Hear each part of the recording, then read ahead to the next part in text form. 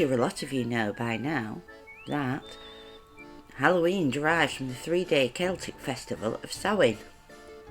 The Celts believed that the dead would return at the end of the harvest season and walk the earth, and decided to honour them.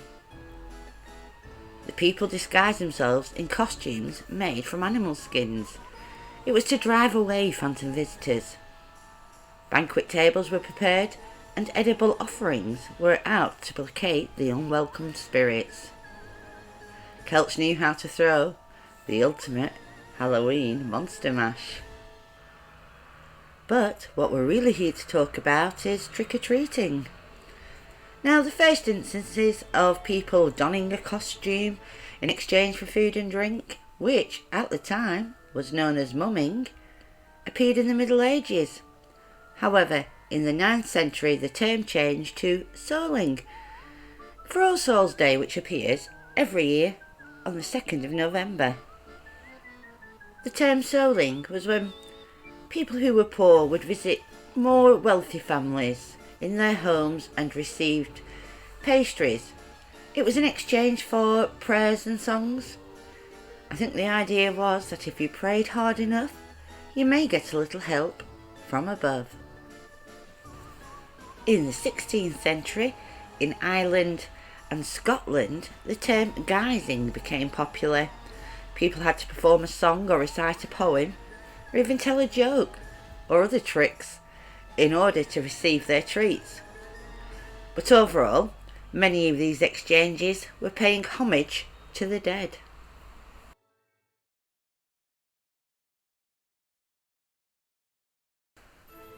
It's so very, very true. Times do change.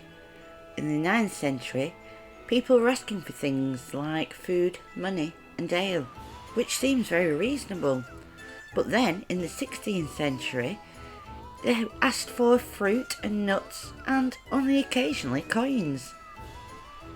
In the mid-19th century, immigrants from Ireland and Scotland brought over the terms guising and souling to America, and Halloween and trick-or-treating became more and more popular. The phrase trick or treat dates back to November the 4th in 1927.